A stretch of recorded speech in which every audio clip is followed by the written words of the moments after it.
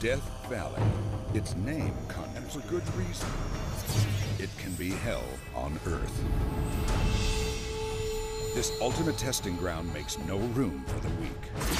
This is extreme, extreme, and you know, it's not something to fool around with. This desert consumes the ill-prepared. This person had baked out here in a Dutch oven for a week and a half. Yet out of this hostile land emerges an other world steeped in contradiction. So brace for the unexpected, because in Death Valley, things are rarely as they seem.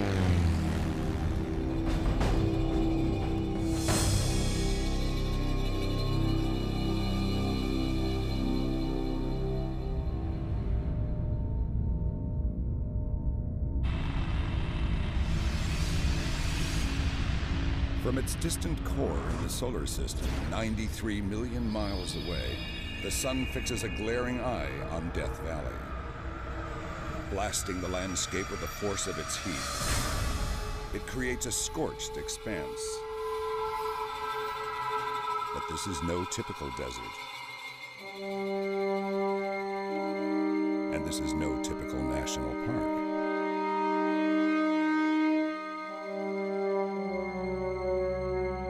Sprawling 3.5 million acres over southeastern California, it is the largest national park in the continental United States. And by far, the most extreme.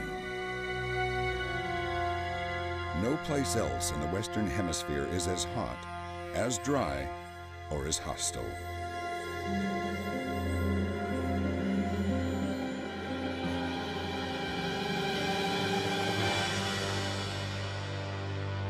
At face value, its monumental landscape intimidates.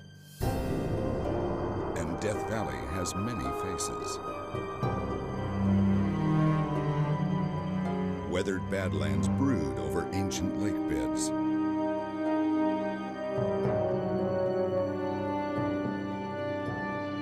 Fickle currents of sand shift along the desert floor.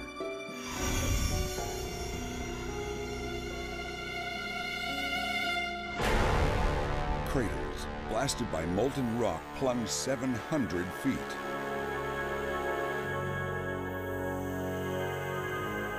And parched salt flats languish lifeless for 40 miles. Death Valley's desolate terrain may seem ominous to some, and for good reason. You can die here. But for others, it's the forbidding that allures. People seem to be attracted by being in almost the hottest place you can imagine on Earth. Local physician Dr. Ben Jones is well acquainted with the dangers of this place. He took the case of a man who attempted a 20-mile round-trip hike across the valley floor in the extreme heat of summer. I began wondering, what in the world is somebody doing hiking across Death Valley? The valley's 120-degree temperatures suck 3 quarts of moisture from the body every hour. The hiker had only carried 3 quarts of water for the entire trip. In the best of situations, he would have required at least 4 gallons. I can imagine that he was, feeling nauseated, maybe had a headache. His feet would sink about 6 inches into the sloshy brine. At one point, his dark glasses fell into the stuff, and he didn't even bother to pick them up.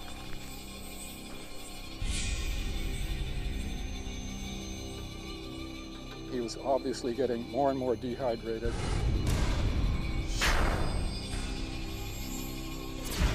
You begin getting heat cramps, leg cramps, where you can't even walk. What's really worse is if you don't sweat, your core temperature can shoot up to 108 and you can just drop dead. The hiker died within a half-mile of his truck. 6 gallons of water sat in the front seat.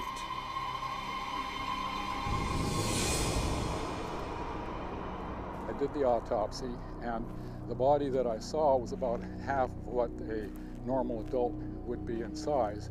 And it's like this person had baked out here in a Dutch oven for a week and a half.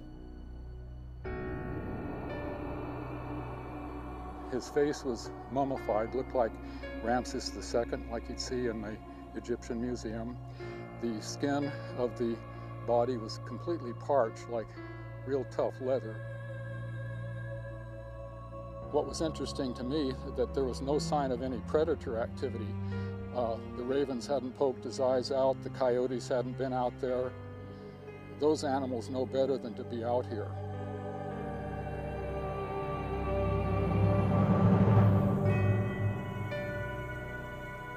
Death Valley is a cruel testing ground.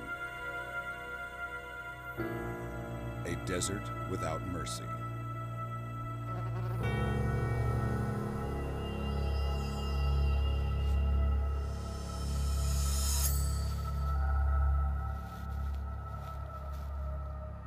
To survive, every creature here must devise ingenious ways to outwit Mother Nature.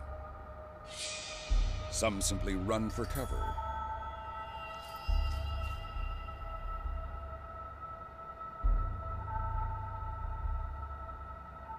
Along the edge of the dunes, one desert dweller holes up underground where it can be 15 degrees cooler. Kangaroo rats pass the heat of the day sealed off in their dens where they recycle moisture from their own breath as they sleep.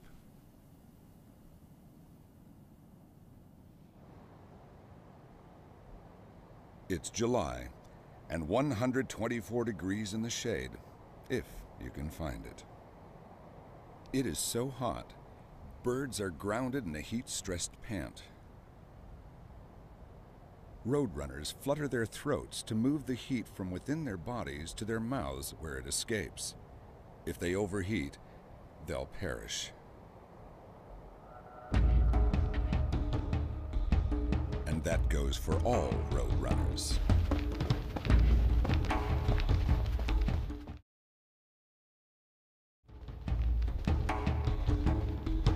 It's so hot that when I smile, like the water on my teeth, I can feel it evaporating instantly. Christopher Berglund is one of the world's top athletes selected to take on Death Valley in the toughest foot race on the planet, the Kiel Badwater Ultra Marathon.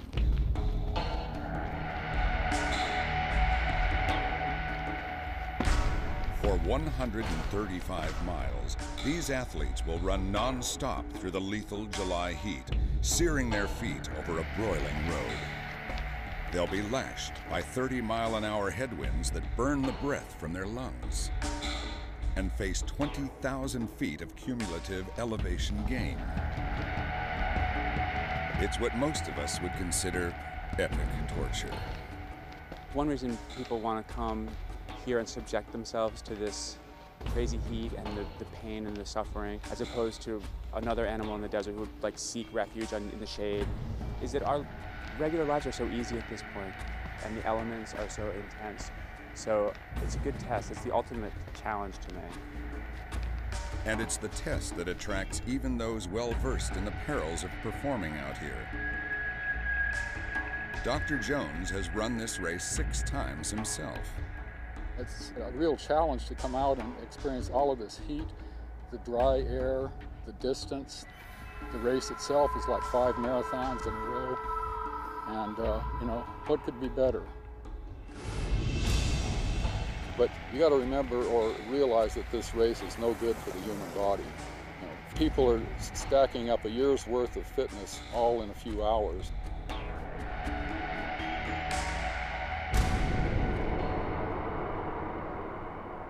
Just staying alive through the dead heat of summer is hard enough. The bold few who stay active are in a league of their own.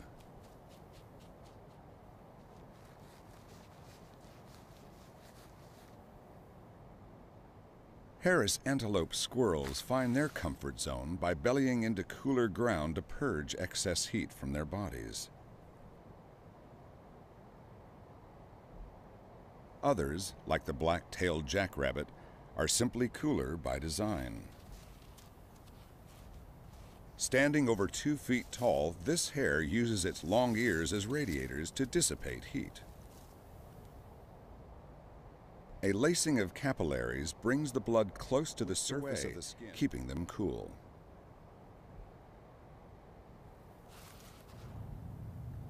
Death Valley roasts in triple digits for up to 8 months of the year.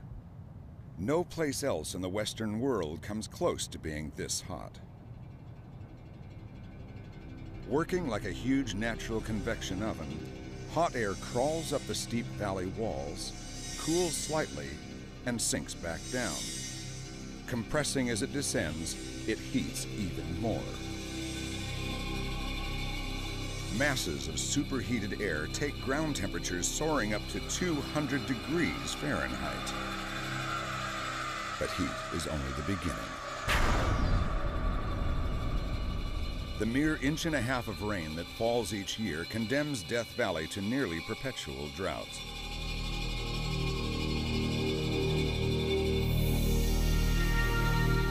Convection clouds taunt the valley with the promise of rain. Most of the time, they don't even bring shade. Storms blowing in from the Pacific slam into the mountains to the west, leaving the valley in a barren rain shadow.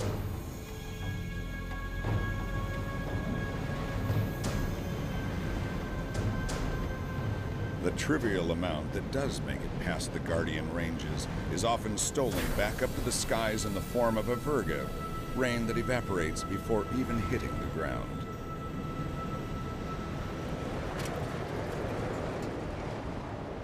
For a landscape so exposed, Death Valley keeps a few secrets well guarded. This remote corner of the park is off limits to all but an authorized few.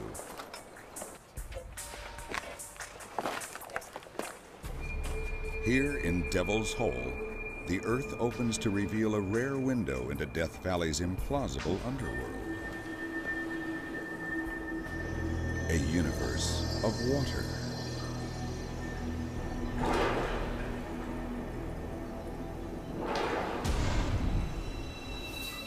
In twisted irony, the driest place in the hemisphere sits atop one of the largest aquifer systems in the United States.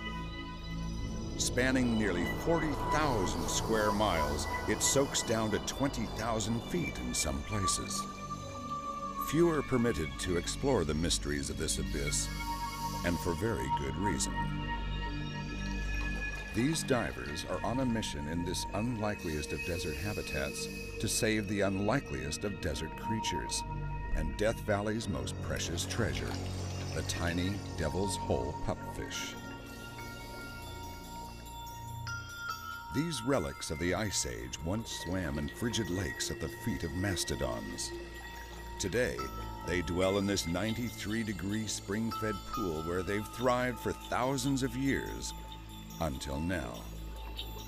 With only 200 left, this species is gravely endangered. Park biologist Linda Manning and her team closely monitor the fish for clues to their decline. I think our greatest hope is that this population will continue to survive in its natural environment the way it has for thousands of years.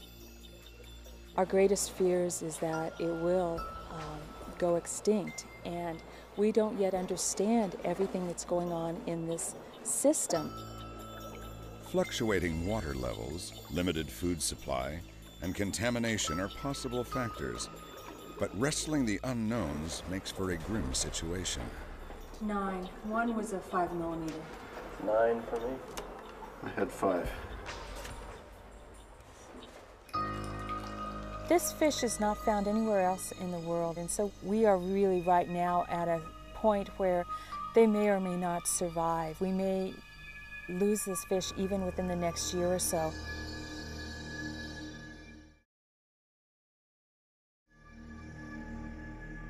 While the Devil's Hole pupfish teeters on the brink of existence in a vast world of water, their cousins in a surface spring hold their own in a mere few inches. The Salt Creek pupfish have adapted to live in water 4 times saltier than the ocean. Though not endangered, survival here takes on a sizzling urgency as a greedy sun bears down on their shallow stream.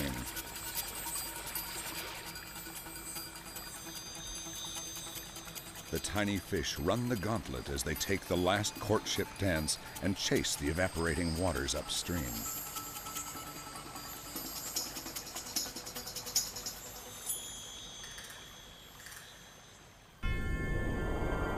Within days, the merciless sun has stolen their creek.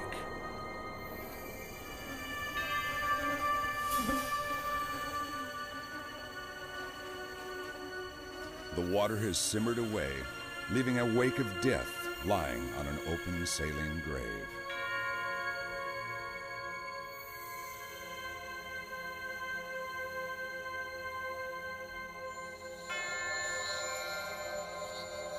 Though many have died, the lucky few have beaten the retreating water and reached the spring's source to replenish the gene pool. In 6 months, the creek will flow again and the sun will burden a new generation.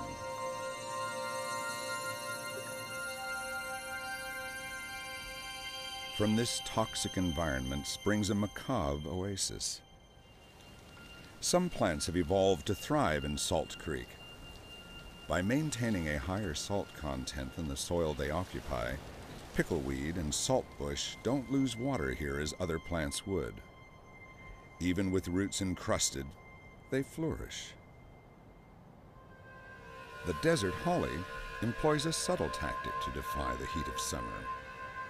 As ruthless sun rays bombard the plant, it tracks its leaves to avoid being blasted by the beams. Waiting for relief can be unpleasant work, especially when you're the largest native in the park. But desert bighorn sheep have well-honed survival skills. Their 9-stage digestive system enables them to derive nutrition from the harshest of desert plants. Death Valley's limited resources keep this population in check. Only about 400 sheep roam the entire park. But they've found their niche. These nimble climbers negotiate craggy cliffs with ease, scrambling higher with the rising temperatures.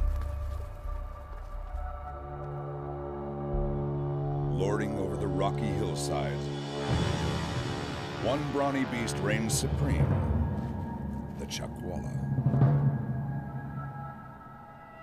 Largest of all lizards here, they bulk up by eating their greens.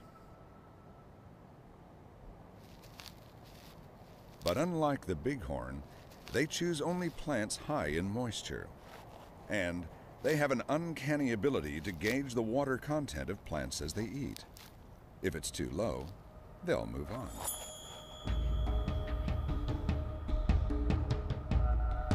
At 3 p.m., the mercury peaks at 128. To run through the hottest part of the day seems impossible.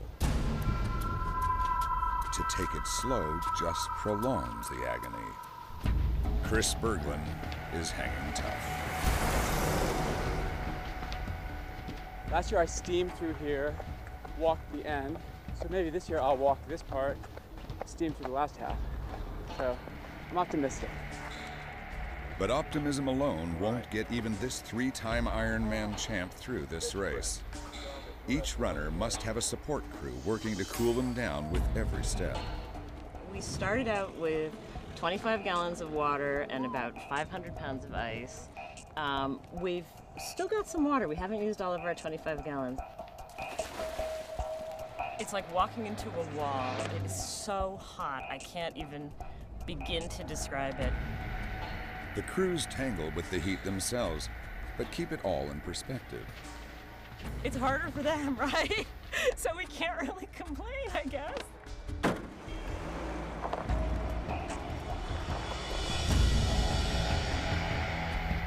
This is extreme, extreme. And, you know, it's not something to fool around with. The pain is unbelievable. Pam Reed has been down this road before. She's a 2-time winner of this race. We humans cool ourselves by sweating, but here, perspiration vaporizes instantly. Pam does her best to rehydrate by drinking often, but the effect is only temporary. Reptiles like the chuckwalla are masters at conserving moisture, but have no means of regulating heat. When in danger of overheating, the chuckwalla seeks shelter. For the rest of high summer, he will spend most of his time in the shade.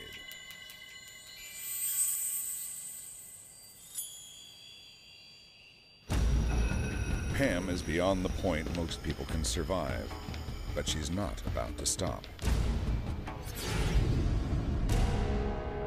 There's still 100 miles to go.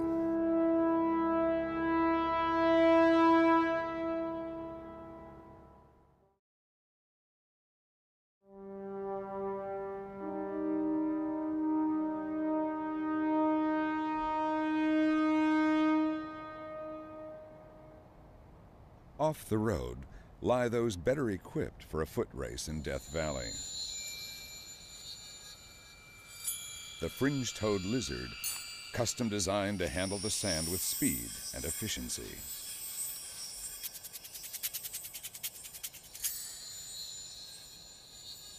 Combed feet enable them to tear over burning dunes at speeds of 20 miles per hour in hot pursuit of prey.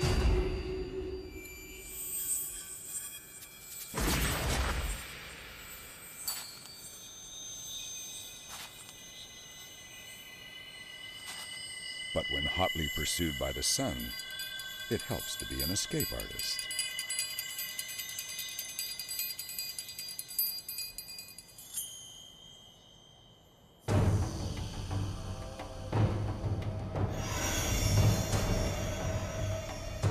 Death Valley's human history is painted in strokes of success.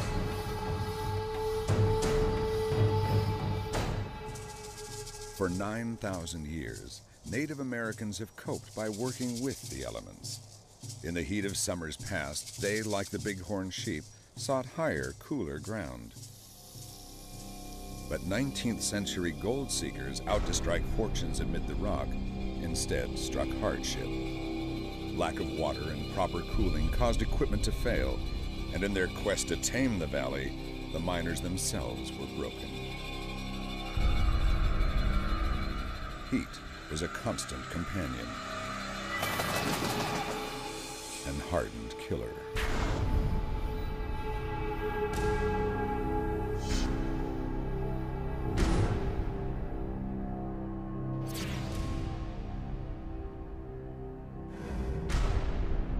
Though a few golden dreams of success were realized, the miners left behind a legacy in ruins.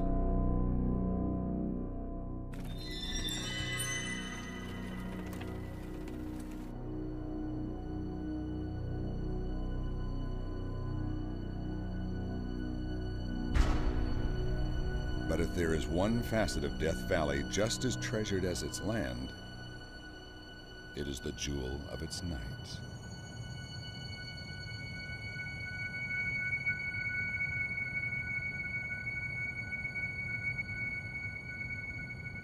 I think the stars and the ability to see them gives a person a kind of a grounded experience in reality.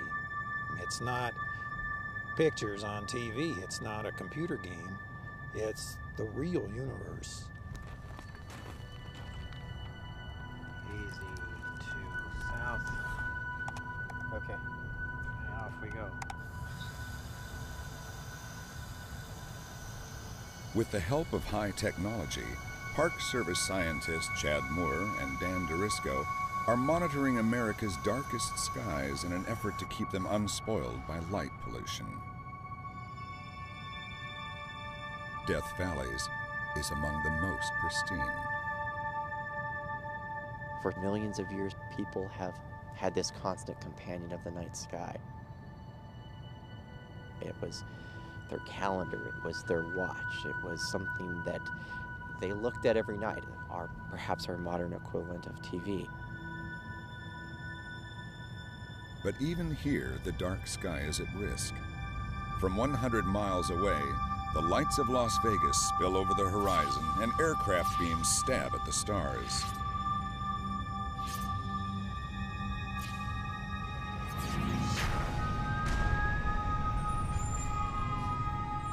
It's only been the last 100 years that we've had electric lights at night, where we have completely changed our experience of the night.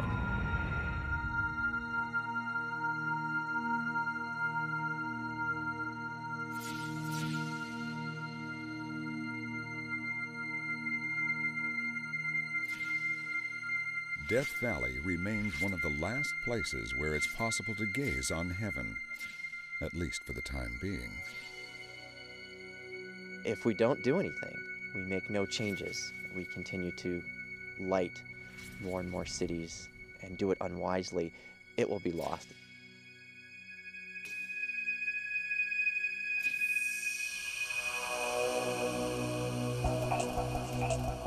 A mere few hours' drive from Las Vegas and Los Angeles makes Death Valley easily accessible.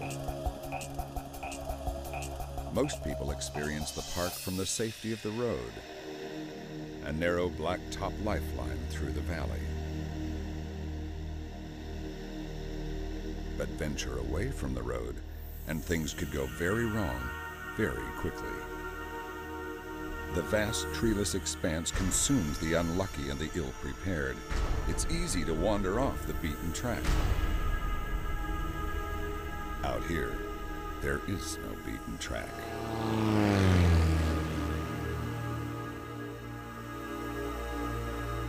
This park, the size of Connecticut, is 95% raw, wild land. And with so few truly wild places left, Death Valley beckons the adventurous. Locations named Coffin Peak, Dead Man's Pass, and Hell's Gate are bound to intrigue. But tread with care. The chance of finding a person lost in such immense, remote terrain is nearly impossible. Sometimes, people disappear into a wilderness of rock. These bones of the earth are the windows to the past.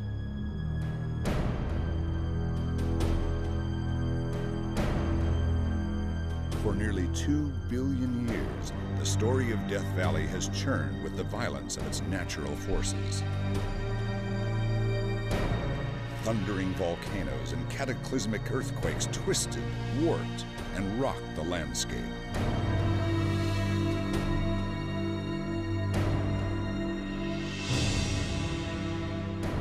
Simply put, Death Valley's evolution is that of slow torture.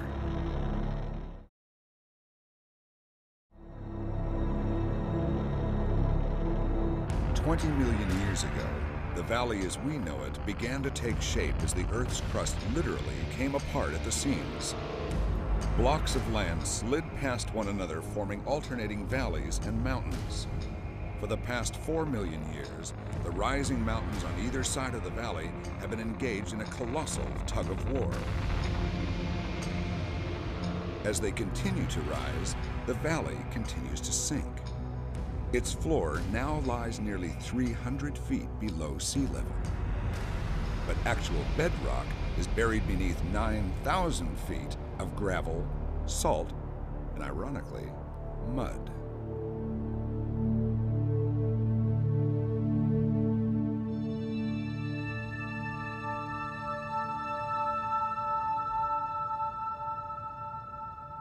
Though Death Valley appears locked in time, there are unexpected forces at work that can alter the landscape in a flash.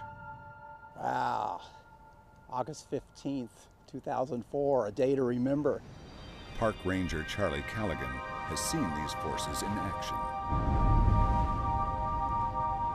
At about 7:30, I'm looking to the south and I see the lightning. And I'm like, I think there's a storm happening. I start getting a little bit of rain on the windshield. I drive around the curves and there's more and more rain.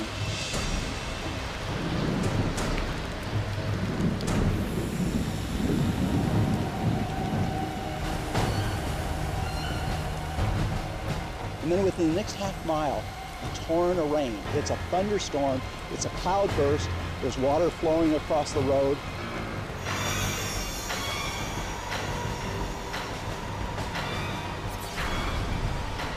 And to me, in the desert, I know this means there's going to be a flood. So I'm like, I'm out of here, it's going to flood.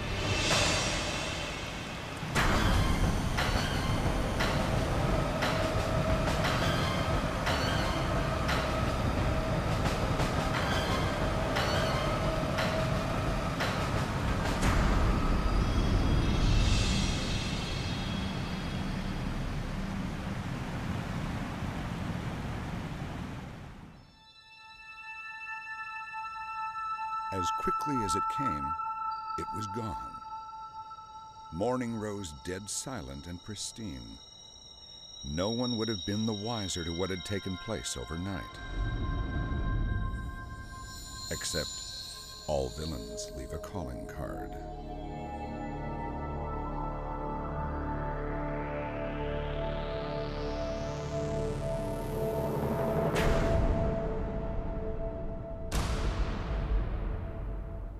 This wasn't a 10 or 20 year flood.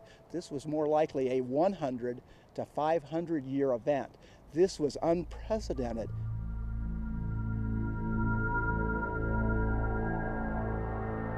Within 2 hours, the storm produced twice the amount of rain Death Valley gets in a year. It wiped out 13 miles of highway, swept 9 vehicles into the wash, and tragically killed 2 people.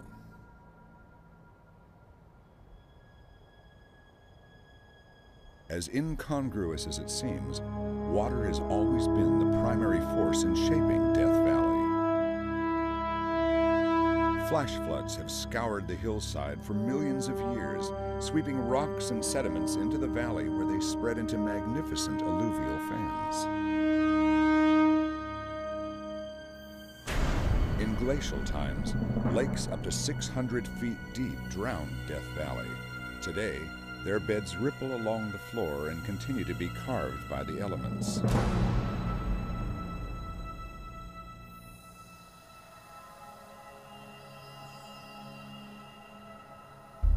Badwater.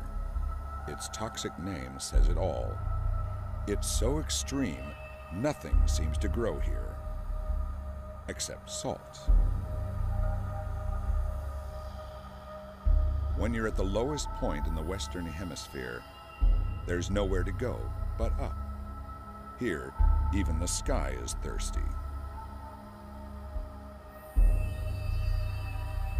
As mineral-rich water floods and evaporates, only spires of salt remain, some up to 3 feet high.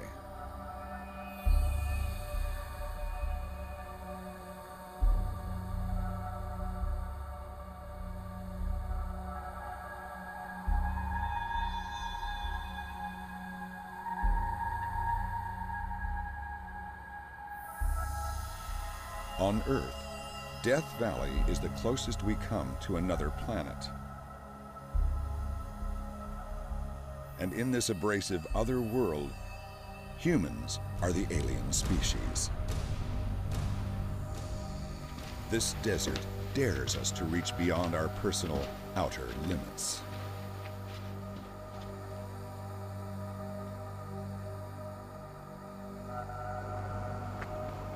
But even men of iron can melt out here.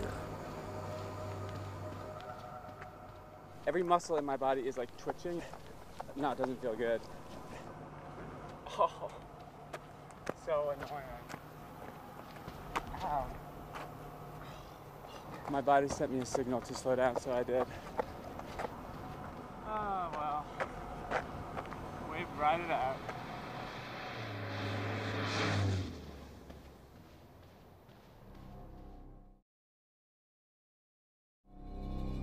The blazing afternoon plays tricks on the mind and cooks up a mirage.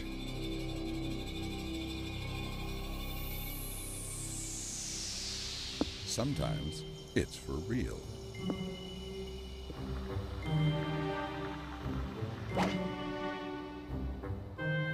The oasis at the Furnace Creek Resort offers a welcome respite from the heat to park visitors,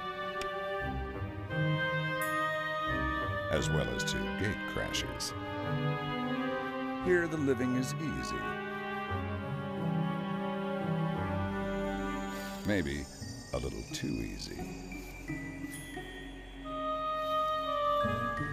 For these iconic enemies, the fun is usually in the chase.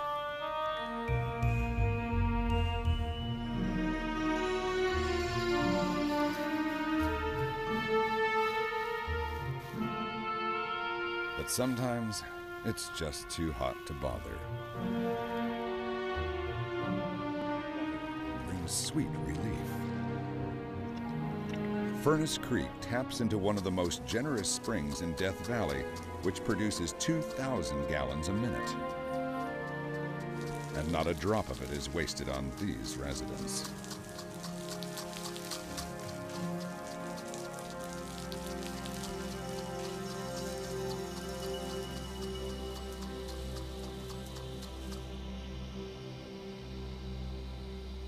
Away from the amenities of the oasis, life takes a harder tack.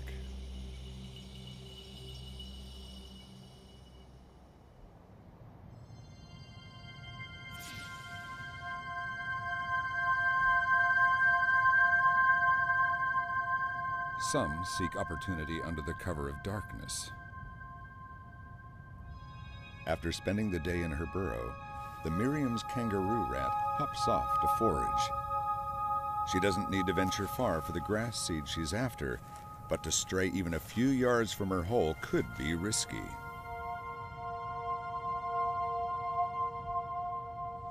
The dunes at night are a hunter's realm.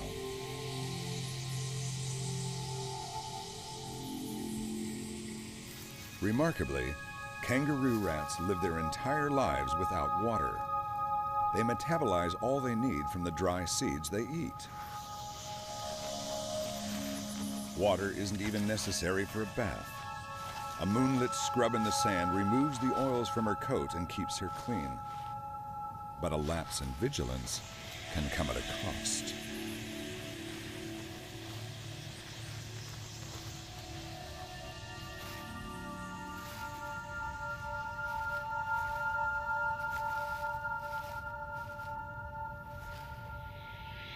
A stealthy predator, the desert sidewinder has no qualms about muscling in on others' territory. Not only will he help himself to a meal, he'll claim the den when he's through.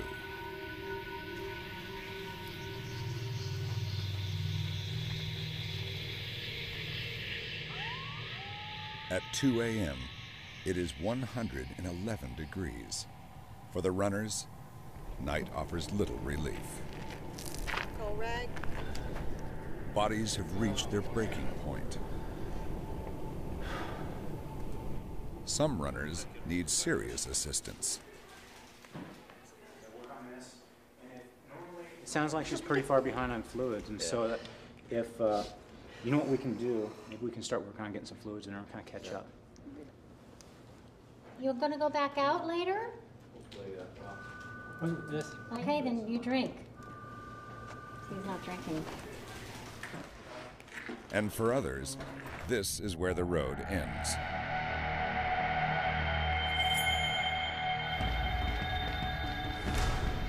I felt great coming in. I felt really fresh and strong, and I did for like the first 25 miles, but suddenly out of nowhere, my legs just gave out, and it was weird. I've never had it happen before.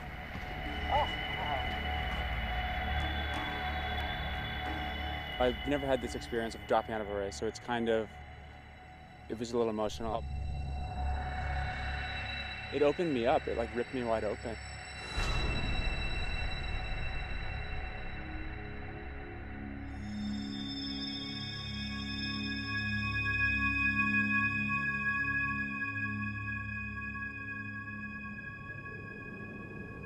By morning, there's a change in the air, and it's a force to be reckoned with.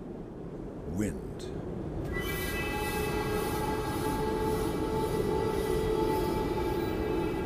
Lashing the valley in a confusion of sand, it whips ancient rock into majestic dunes. amid these mountains of sand, the earth reshapes itself grain by grain.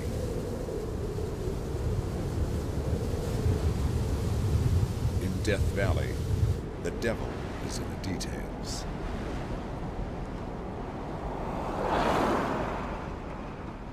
After enduring 120 miles of barbaric conditions, the runners enter the last leg of the race, an 8,300-foot climb into the tree-clad mountains of the Sierras. With each step, they leave the infernal desert farther behind, not only rising out of Death Valley, but in fact, transcending it.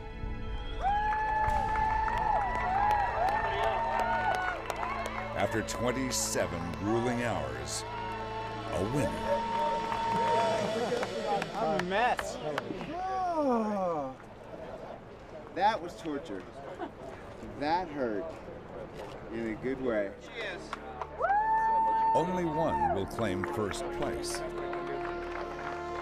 but all will claim victory. Pushed beyond the limits of physical and mental endurance, each runner crosses the finish line transformed.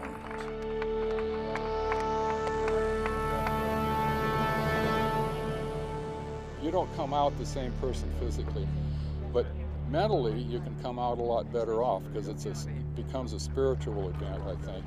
In a staggering feat, these ultra athletes have not only taken on, but conquered the crucible that is Death Valley.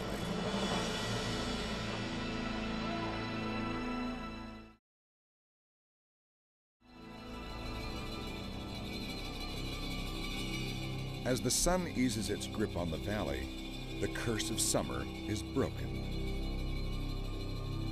October, and as the heat wanes, creatures emerge from their summer hiding places. Some take their liberation to the streets. Having waited 10 years for a single shot at procreation, male tarantulas head off in search of a female in their last year of life. They'll canvass miles to find one who's receptive.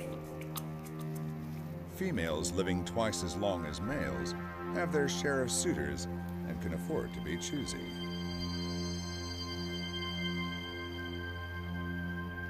He must have just the right touch.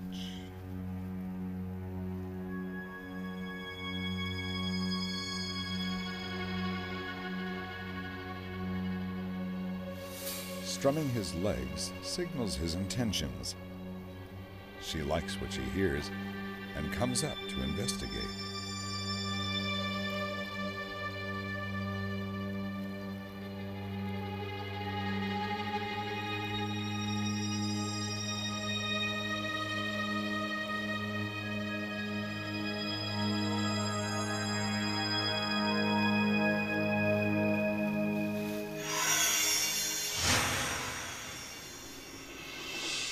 Rejection's never easy, but this male is lucky. He gets away with his life. To recoup his strength, he retreats to a nearby puddle to drown his sorrows in a long drink. He needs the nourishment. It may be days before he finds another potential mate. But he'll have to hurry, ingest their holes. The brief winter season will soon claim this valley. The first signs make a strong entry. Cirrus clouds. These fast-moving outriders from the western skies signal something big is on the horizon. Something so extraordinary, it may just take Death Valley completely by surprise.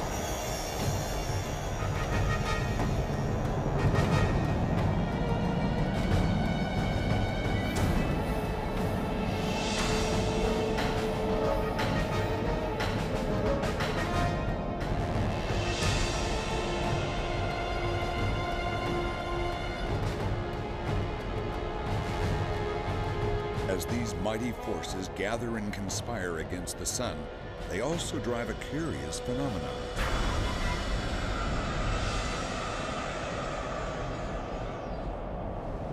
Rocks that race with the wind. On the flat clay surface of the racetrack playa, Boulders up to 700 pounds sail inexplicably. Though no one has seen them move, each leaves a trail that chronicles their journey, some up to 3,000 feet long. Scientists have puzzled over their mysterious movements for years, offering various theories.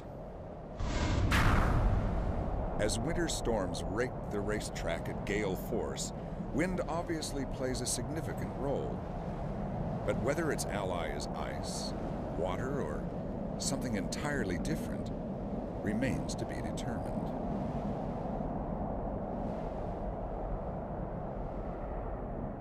For now, Death Valley keeps this mystery locked in stone. Sometimes, even here, hell freezes over.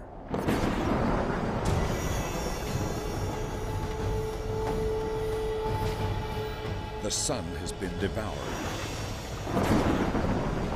But unlike the summer downburst, this winter storm spreads from coast to mountains to desert, soaking the entire valley for 5 days.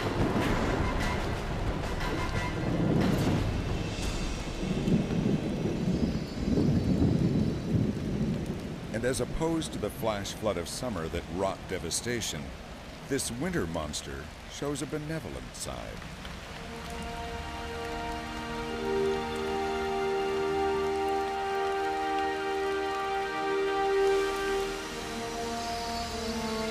This nourishing rain quenches the desert's deepest thirst.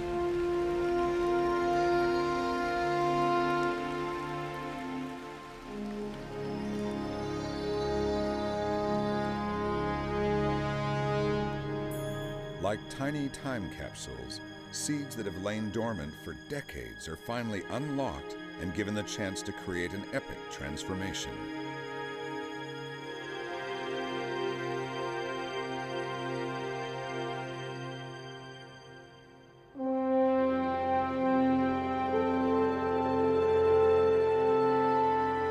A million acres of color, the biggest bloom of flowers this valley has seen in a century.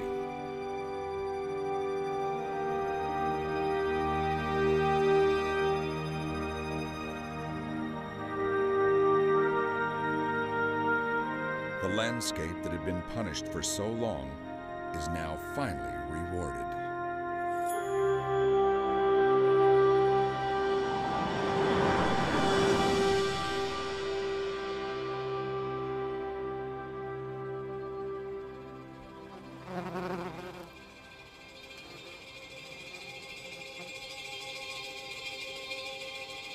Spring will only last mere weeks, and everyone here knows it. When the clock's ticking, it's all about the basics.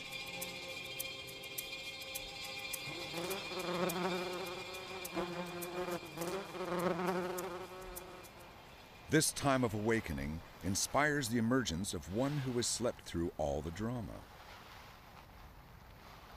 Spending 95% of his life underground, the desert tortoise takes advantage of the desert when it's least like a desert.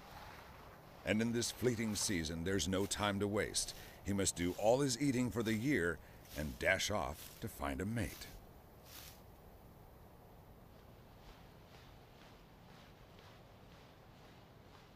Though she's unimpressed with his ardent display of affection, he's determined to woo her. When you only have a few weeks above ground, it pays to be persistent.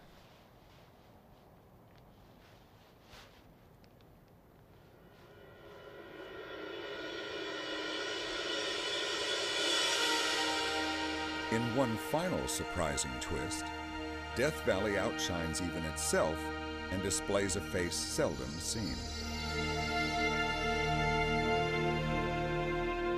An enormous lake, 15 miles long and 8 miles wide, washes over a landscape once parched to the bone. This vestige of the winter rains is beautiful, yet short-lived. The full brunt of summer sun will soon bear down to reclaim the valley.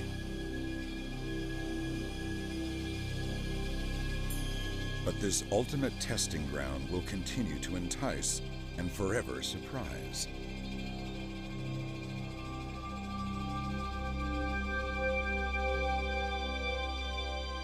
For now, Death Valley is mirrored in the sublime and the surreal. And in its reflection, other worlds linger briefly in this land of paradox.